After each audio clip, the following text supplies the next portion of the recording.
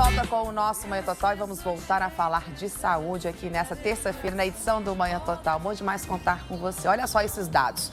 Cerca de 150 mil casos de câncer de boca no mundo e 14 mil novos no Brasil, todos os anos. Os números são do INCA, Instituto Nacional do Câncer.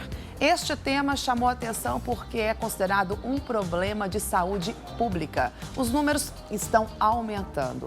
Comigo aqui no estúdio, a doutora em patologia bucal, Kellen Cristine Nascimento Souza, que é cirurgiã dentista, uma profissional preocupada com a prevenção. Bom dia, Kellen. Seja muito bem-vinda. É um prazer recebê-la aqui, viu? Muito obrigada pelo convite. O prazer é todo meu. Me diga uma coisa, existe mais um tipo de câncer, ou vários tipos de cânceres de boca? Sim, bochecha, assoalho de boca, no céu da boca, mas o mais comum que nós temos é o chamado carcinoma epidermoide, que acontece em 90% dos casos, afetando principalmente a língua e o assoalho bucal. A população tem noção disso? Tem tido essa preocupação? Sabe o que é de fato? Então, o que nós temos observado nesses últimos anos é que essa falta de conscientização, tanto da população quanto dos profissionais de saúde, tem levado a um aumento do número de casos, né? Tanto no Brasil quanto no mundo. O que nós observamos é que falta uma conscientização da população com relação ao conhecimento desse câncer de boca, né? A gravidade dessa doença e a importância de que a gente faça o diagnóstico precoce. O diagnóstico precoce já previne, né, e contém esse câncer aí, que muitas vezes pode ser tardio quando procurado. Isso, infelizmente, 90% dos casos são descobertos numa fase tardia. A maioria dos casos já em estado avançado, o que para nós, né, como profissionais, é muito triste, né? Porque muitos pacientes têm acesso, né, a um cirurgião dentista, a uma rede de saúde, e esse paciente, então, quanto mais tarde é descoberto, menor é a chance dele de sobrevida. E é um tratamento mais caro, é um tratamento também que vai ter um envolvimento de vários profissionais, né? Então, que traz para nós, como saúde pública, né, um gasto muito elevado e, infelizmente, também para o paciente, uma chance maior de morrer. Nós temos perguntas da população e nós vamos à primeira pergunta. Na tela, por gentileza, Bruno. Eu quero saber o que causa o câncer de boca. O que causa, doutora Kelly? Os fatores de risco do câncer de boca, Patrícia, os principais são o fumo e o álcool. Sendo que o fumo, o paciente que ele fuma, principalmente aqueles já, a faixa mais comum de se observar o câncer de boca, é após os 40 anos de idade. O paciente que fuma, então, ele tem uma chance de 6 a 16 vezes maiores de ter o câncer de boca. Quando ele é usuário também de álcool, ele tem uma chance maior de 6 vezes de ter câncer de boca. E quando ele fuma e bebe, você potencializa essa chance ainda em 100 vezes. Olha só. De ter o câncer de boca. Está respondida. A próxima pergunta, por gentileza, Bruno, na tela. Como eu sei se eu estou com câncer de boca? Uma boa pergunta, né? Ótima pergunta. É interessante, né? Nós vamos até passar depois o autoexame. O próprio paciente, ele pode fazer um exame da boca, né? Das mucosas, da língua. E ele pode encontrar ali, por exemplo, uma lesão ulcerada, que parece uma afta. Só que essa lesão, ela dura muito mais que 7 dias, 15 dias e não dói. Comum, que é o normal, não né? é o comum. Então, essas lesões que aparecem na boca como uma úlcerazinha, uma feridinha que dura mais de 15 dias, ou então, por exemplo, quando nós vemos nessa foto, né, temos ali na borda lateral da língua uma lesão avermelhada, lesões esbranquiçadas, são lesões que muitas vezes são indolores na fase inicial, né? Já chamam a atenção. Já chamam a atenção. Nesse caso, já é um estado, a lesão já está até maior. Normalmente, ela começa pequena, do tamanho mesmo de uma afta. Tá certo. Vamos para a próxima pergunta, por gentileza, Bruno, na tela. Câncer de boca tem cura? Boa pergunta também. O câncer de boca, ele tem cura, principalmente se for feito esse diagnóstico precoce. Quando ele é pequeno, né? Então o tratamento normalmente ele é cirúrgico e nos casos mais avançados ele já envolve um tratamento também de uma radioterapia Então, quanto mais rápido, né, mais cedo for feito esse diagnóstico, maior a chance, em torno de 80% a 90% de chance do paciente ter sobrevida, além de 5 anos. E no caso do diagnóstico muito tardio, a chance dele de vida já diminui para 20% nos próximos 5 anos. Olha só, interessante isso. Daí a preocupação da prevenção, o alerta da prevenção quanto à saúde pública, né? Nós comentamos a respeito do autoexame e nós temos uma imagem que eu queria que você explicasse pra gente. Vamos colocar na tela, Bruno, por gentileza?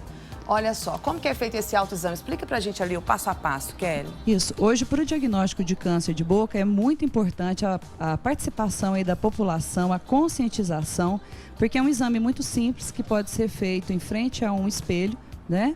E o paciente, então, ele lava bem as mãos, ele observa primeiro o lábio, porque nós podemos ter o câncer também que acontece no lábio devido à exposição à radiação solar, né? Então, observar sempre mancha branca, vermelha, alguma ferida ou nodulação. Além da observação, é interessante ali na segunda fotografia, ele puxar os lábios e ele fazer uma palpação, como se fosse uma pinça do indicador com o polegar. Olha o lábio inferior, lábio superior, puxa a bochecha direita, bochecha esquerda, abre bem a boca, espelho, né? Em frente ao espelho, inclinando a cabeça um pouco para trás, observa o céu da boca, que é o palato, coloca a língua para fora, né? Puxa a língua para o lado direito para observar a borda lateral, para o lado esquerdo também observando. E interessante pôr a pontinha da língua no céu da boca, observando ali embaixo da língua o assoalho da boca, que é o segundo lugar mais comum. E sempre fazendo essa palpação. E de quanto tempo, doutora Kelly, a gente deve fazer esse autoexame? Ou quando a gente vai ao dentista, ele já tem essa preocupação também nos auxiliar em checar isso? Isso. É interessante o paciente fazer pelo menos uma vez por ano esse autoexame. E também, né, todas as vezes que faz essa visita regular ao dentista, o cirurgião dentista, ele vai estar fazendo também esse exame clínico, né, auxiliando nesse diagnóstico. Tá certo. Eu quero chamar o Fernando Prado para participar com a gente aqui, trazendo curiosidades do nosso bate-papo. Bom dia, seja bem-vindo. Ótimo dia para você, Fernando. Bom dia, Patrícia. Bom dia, doutora Kelly. Patrícia, é interessante, né? Porque segundo o INCA também, são mais ou menos 5.500 mortes ao ano no Brasil que decorrem do câncer de boca. E segundo o INCA também, muitas dessas mortes poderiam ter sido evitadas se o diagnóstico tivesse sido feito de forma precoce. Então, realmente é fundamental, né, o autoexame que a doutora Kelly traz pra gente. Eu tenho na tela aqui também algumas perguntas. Na verdade, uma delas até foi respondida, que a afta que não melhora após 20 dias pode ser câncer de boca. Pode ser, então, né, doutora Kelly? Isso, é interessante ressaltar que no autoexame vão ser encontradas várias lesões que podem não ser câncer. Sim. Mas é interessante, quando você encontra uma lesão, procurar um profissional de saúde para que ele faça esse diagnóstico ou então encaminhe para alguém que vá fazer ali uma biópsia, algum exame. Né? Numa imagem agora anterior que, né, você nos mostrou, deu para perceber que a língua também tinha algumas voltinhas. A questão da língua geográfica, né, nessa imagem mesmo, mas a língua geográfica ela não tem nada a ver com o câncer de boca. Isso, não tem nada a ver. A língua geográfica é uma despapilação da língua, né? Ela fica mais vermelha, por isso que é interessante, porque o paciente ele não vai conhecer todas as lesões que tem na boca. Claro. Nós temos mais de 500 lesões que não são câncer na boca. Então, é interessante ele notar, só que o fato dele já notar alguma coisa que chamou atenção, que é diferente do normal, e procurar um profissional de saúde já nos auxilia muito nesse diagnóstico precoce. Doutora Kelly, é possível diagnosticar algum tipo de câncer na fase infantil, no caso da meninada aí, da criançada ou não? Também, as crianças, elas podem ter câncer. Podem? Podem. Não esse carcinoma epidermoide, né, na fase infantil, mas nós temos alguns cânceres em estrutura óssea, temos também, são mais raros, mas é possível. Agora, é interessante a gente fazer o exame, né? Que a criança sempre faz uma panorâmica, onde a gente pode notar alguma alteração nas estruturas ósseas. E também no tecido mole. Doutora Kelly, tem mais uma pergunta aqui, olha só na tela pra gente, Bruno, por favor. O HPV, né, transmitido sexualmente, pode também ser causa de câncer bucal?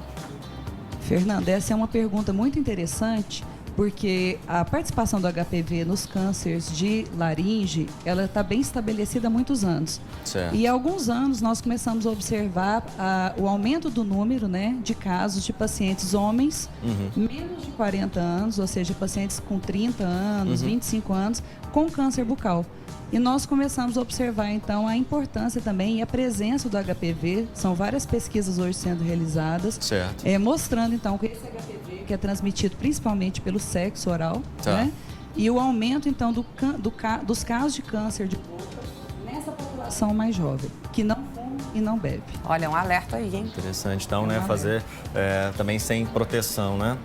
Tem mais uma pergunta aqui, Patrícia, em relação, olha, qual a relação do álcool e do cigarro com os casos de câncer de boca? Já foi Ela já respondido, respondeu. mas a questão não é só o cigarro, né, doutora Kelly? Todo telespectador. tipo de fumo, né? Inclusive, hoje está muito em prática aí os narguiles, enfim, todo tipo de fumaça na boca também pode ser um problema. Isso, são as substâncias, né, químicas cancerígenas que Certo. tem nos cigarros, tanto no de palha quanto nos cigarros cachimbos. industrializados, os cachimbos. Esses cigarros em si, como a parte química, né, da fumaça, aquilo que ela causa de alteração na mucosa bucal. Então é muito interessante, né, ressaltar isso daí. Sim. Alguns casos de pacientes que falam assim, eu não fumo, eu não sou fumante. Sim. Eu só fumo quando eu bebo no final de semana. Então, assim, o tipo de... não importa, né? Se é só quando bebe, porque Claro. quando potencializa a associação do cigarro com o álcool e também o tipo de álcool. Tem bebidas destiladas que têm uma porcentagem maior, né? Olha. De risco do que, por exemplo, uma cerveja, que tem uma quantidade menor, né? Interessante, Patrícia. Bom, nós chegamos ao fim aqui do nosso bate-papo, deixando o alerta que o mais importante é a prevenção. A questão de saúde pública é o melhor caminho, sem dúvida, não é, doutora Kelly? O mais importante é isso. Fica aqui um alerta para a população, para que ela possa se conscientizar mais, né, procurar mais ajuda e também para que nós, como cirurgiões dentistas, né, estejamos mais atentos a essas lesões. Tá certo, muito obrigada pela sua presença. Volte mais vezes, adoramos você aqui, viu, doutora Kelly? É um prazer. Um beijo para a família, um abraço para o seu pai. Viu, seu Edson? Um beijo. Tchau, tchau. Obrigado, Ótimo dia para você, viu? Tchau, Fernando. Obrigadão. Até mais, obrigado.